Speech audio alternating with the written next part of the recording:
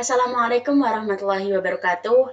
Perkenalkan, nama saya Kusma Wardania Alina Fakhri, NIM 2020-53043 dari Prodi Sistem Informasi kelas A.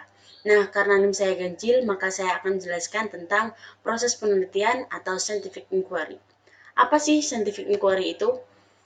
Nah, kita masuk ke science inquiry performing the experience. Apa sih science inquiry itu? Science inquiry adalah proses penelitian yang mengacu pada cara-cara para ilmuwan untuk mempelajari alam dan bukti yang berasal dari penyelidikan tersebut. Kemudian, inquiry ini mencerminkan pemahaman tentang bagaimana hasil ilmu pengetahuan dari proses penyelidikan. Nah, kita berbicara tentang proses penelitian menggunakan suatu eksperimen. Di sini sudah ada beberapa tahapnya. Yang pertama adalah make observation, membuat observasi. What do I see in nature? Apa sih yang bisa saya lihat dari alam? Kita bisa menemukan jawabannya, bisa melihat alam dari salah satu cara, yaitu bereksperimen. Yang kedua, saling bertukar pikiran, atau memperbanyak membaca literatur atau membaca buku. Itu bisa mempermudah kita untuk membuat atau sedang melakukan observasi. Kemudian yang kedua adalah think of interesting question, memikirkan pertanyaan yang terbaik. Why does the pattern occur? Kenapa sih kok bisa sih kayak gitu gitu? Kalau bahasa trennya sekarang adalah kepo. Kepo tentu terhadap suatu hal itu baik. Untuk menggali beberapa informasi yang akan menyelesaikan eksperimen kita misalnya. Untuk mencapai suatu hal yang kita inginkan. Atau menjawab beberapa pertanyaan yang kita tanyakan. Kemudian selanjutnya ada formulate hypothesis. What are the general cause the phenomenon I'm wondering about? Develop formulate hypothesis adalah merumuskan hipotesis. Apa sih penyebab umum dari fenomena yang saya inginkan, yang saya pelajari ini? Nah, kita harus mendapatkan jawabannya secara hipotesis. Dengan begitu, kita bisa memulai memikirkan arti yang sebenarnya.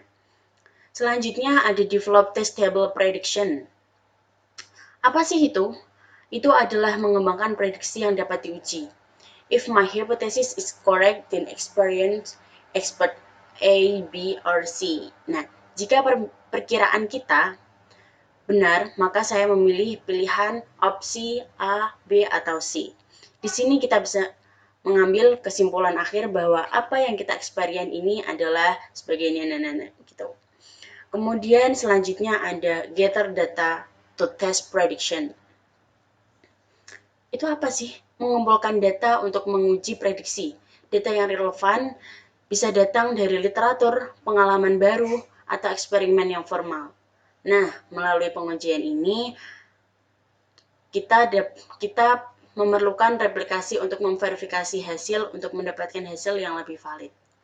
Untuk menjawab tentang observasi kita, pertanyaan-pertanyaan kita, formulasi yang sudah kita jawab dengan hipotesis, dan lain sebagainya. Nah, setelah itu kita lanjut ke develop general theories, mengembangkan teori umum. Jika kita sudah mendapatkan teori yang kita kumpulkan, maka kita kembangkan. Teori umum harus konsisten dengan sebagian besar atau semua data yang tersedia dan dengan teori terkini lainnya. Jika kita tidak dapat melanjutkan ke tahap tersebut, maka kita dapat melanjutkan ke refine, alter, expand, or reject hypothesis. Itu apa sih? Menyempurnakan, mengubah, mengembang, atau menolak hipotesis. Jika sudah masuk ke dalam tahapan tersebut, kita bisa mengulangnya lagi pada tahap mengembangkan prediksi yang dapat diuji atau develop testable prediction. Itu adalah urutan-urutan di mana kita dapat melakukan proses penyelidikan menggunakan performing the experience. Nah, scientific inquiry, apa sih hipotesisnya? Apa sih materinya? Apa sih prosesnya itu bagaimana? Kemudian cara mengatasi solusinya seperti apa dan seterusnya. Kita akan bahas setelah ini, oke? Memasuki yang pertama, alasan perlunya mempelajari scientific inquiry atau alasan perlunya mempelajari proses penelitian. Scientific inquiry membuat kita lebih banyak pengetahuan atau knowledgeable.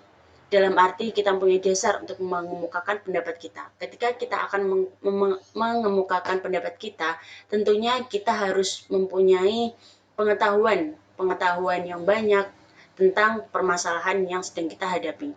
Kemudian menerangkan lebih lengkap dan lebih dalam dan komprehensif atau kompleksibel.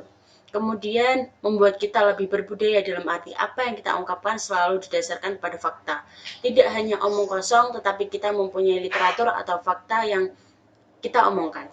Kemudian memunculkan pengetahuan dan ide-ide yang baru. Tidak hanya berpaku pada satu ide, tetapi kita bisa membuka jendela kita terhadap ide-ide yang baru yang ada di dunia.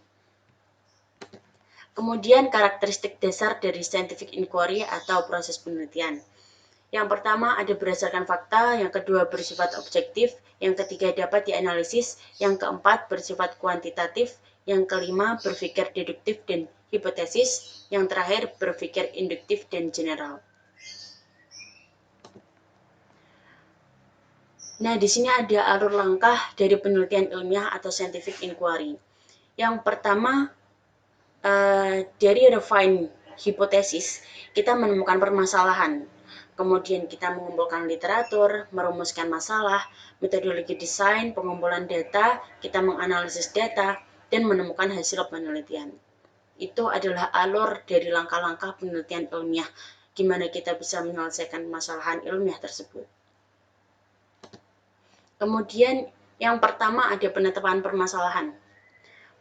Penetapan permasalahan ini bisa disebut dengan state general problem dengan cara-cara yang pertama, ungkapkan sesuatu secara umum atau ungkapkan ide secara umum, berisikan pernyataan yang bersifat umum terhadap permasalahan yang akan diamati. Kemudian yang kedua, harus ada statement yang dianjurkan sebagai general problemnya, harus ada statement yang digunakan sebagai permasalahan pada penelitian ilmiah tersebut. Kemudian yang ketiga, perlunya scientific reasoning agar kita dapat lebih memahami dan manfaatkan informasi ilmiah dalam kehidupan sehari-hari. Kemudian yang keempat, ada beberapa contoh pertanyaan tadi pada tahapan memikirkan pertanyaan yang terbaik. Ini ada contoh pertanyaannya. Yang pertama, benarkah alam ini terus mengalami perkembangan atau expanding? Yang kedua, apakah krisis energi benar-benar terjadi? Yang terakhir, apakah merokok menyebabkan kanker paru-paru? Itu semua adalah permasalahan yang ada di sini, di alam. Bagaimana kita bisa mendapatkan jawabannya? Kita harus perbanyak observasi, perbanyak membaca buku dan literatur, perbanyak experience. Nah, yang terakhir adalah penelitian sebagai jawaban harus didukung dengan fakta-fakta dan data-data yang akurat yang dapat dipercaya kebenarannya. Lanjut, pencarian literatur atau conduct literature search.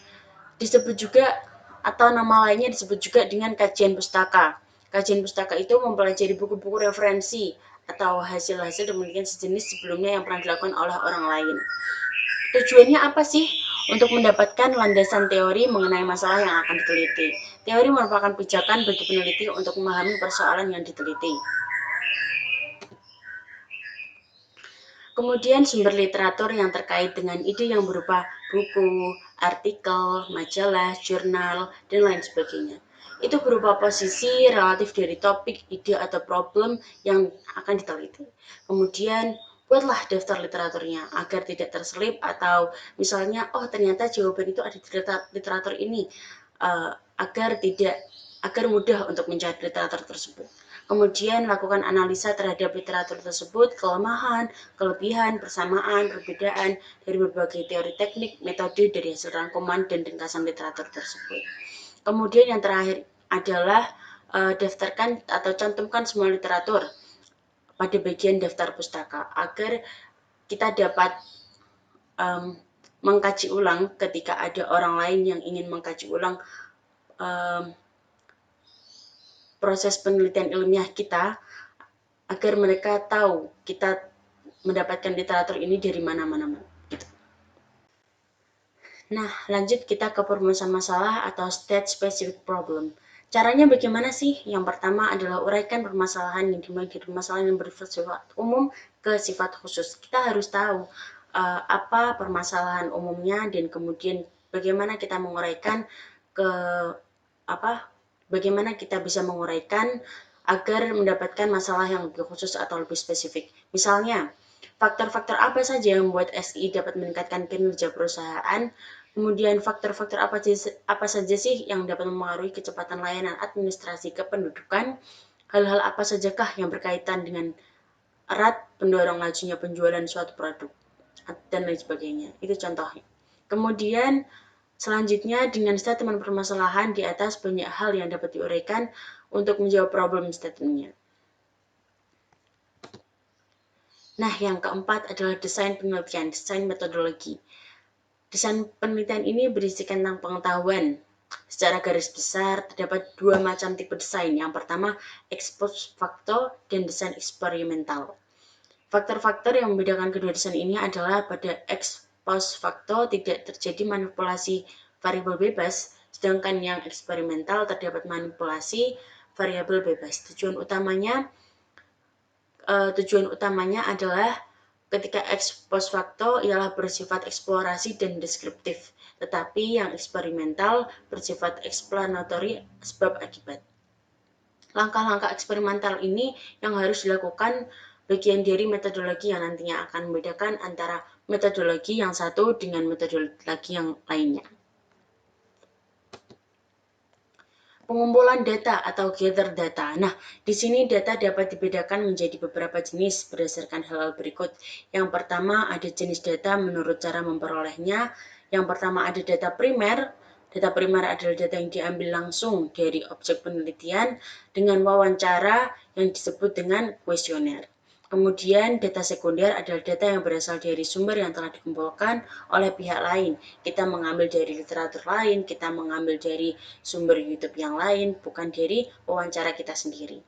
Nah, yang kedua jenis data berdasarkan sumber data.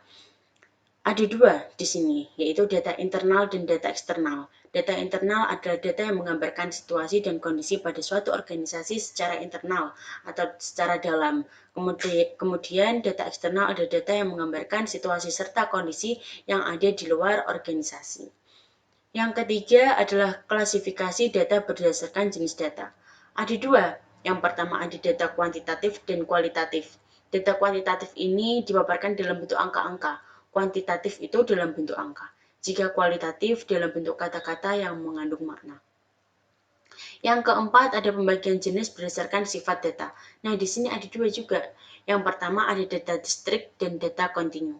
Data discrete ini adalah data yang nilainya bilangan asli dan tidak ada penambahan nilai dalam data tersebut. Jika data kontinu adalah data yang nilainya pada suatu interval tertentu atau berada pada nilai yang suatu nilai yang lainnya. Biasanya kata-kata sekitar kurang lebih atau kira-kira diperkirakan. Yang terakhir adalah jenis data menurut waktu pengumpulannya. Waktu pengumpulannya ini ada data cross-section atau data cross-section dan data time series atau berkala. Jika cross-section adalah data yang menunjukkan pada titik waktu tertentu.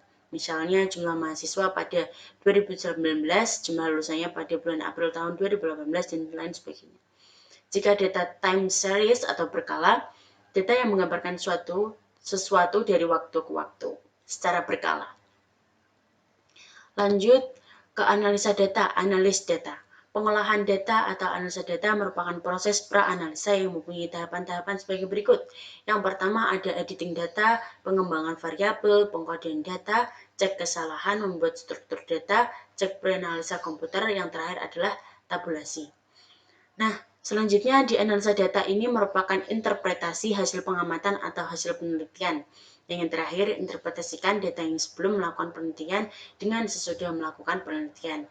Misalnya, dalam sebuah organisasi kinerjanya meningkat. Uraikan dengan jelas alasan mengapa bisnisnya, prosesnya sudah disederhanakan atau karena datanya terkumpul, sudah lebih tinggi, dan lain sebagainya. Yang ketujuh adalah hasil penelitian atau report result. Laporan hasil penelitian atau laporan akhir harus berani mengemukakan dan menulis apa yang didapat. semuanya yang didapat ditulis secara objektif.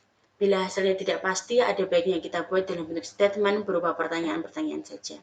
Jangan pernah membuat interpretasi penelitian secara subjektif. Misalnya, sistem ini meningkat, sistem ini lebih baik, tapi tidak ada baseline-nya karena suatu sistem bisa dikatakan baik, namun sebelum tentu mampu meningkatnya kinerja yang ada. Yang terakhir adalah tuntaskan interpretasi yang kita buat. Bagaimana faktor-faktor kenaikan tersebut memberikan kontribusi bagi perusahaan menggunakan sistem informasi. Yang terakhir adalah kesimpulan. Kesimpulan yang dibuat harus didasarkan pada data-data yang telah dikumpulkan berupa jawaban dari permasalahan, dari wawancara yang sudah kita buat, dari kuesioner yang sudah kita tanyakan kepada salah satu objek yang kita ambil. Kemudian review kembali kelemahan-kelemahan apa sih yang ada di penelitian serta jelaskan mengapa ada kelemahan tersebut. Kemudian setelah kita menjelaskan kelemahannya, kita berikan solusi yang terbaik bagi kelemahan-kelemahan itu. Kemudian rangkum isi kesimpulan dengan tidak merumuskan kesimpulan berdasarkan pengetahuan umum dan hindari kata-kata yang dapat menimbulkan keraguan atau ambigu, kiranya, mungkin, dan lain sebagainya. Yang terpenting dari bab kesimpulan adalah utarakan fungsi agar orang lain dapat melanjutkan penelitian ini pada tahap berikutnya. Oke, ini adalah slide terakhir dari PPT ini, proses penelitian atau scientific proses. Nah, proses penelitian ini kurang lebihnya saya mohon maaf jika terjadi salah kata atau tutur kata, kurang lebihnya mohon maaf. Wassalamualaikum warahmatullahi wabarakatuh. Thanks for watching.